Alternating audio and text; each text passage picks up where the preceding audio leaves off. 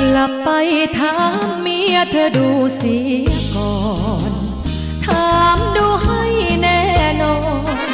ว่าหล่อนจะยินดีไหมแล้วค่อยมาบอกรักฉันใหม่ถ้าหากยังไม่แน่ใจกลับไปถามใหม่เธอจ้ากลับไปถามเมียเธอดูเสียใหม่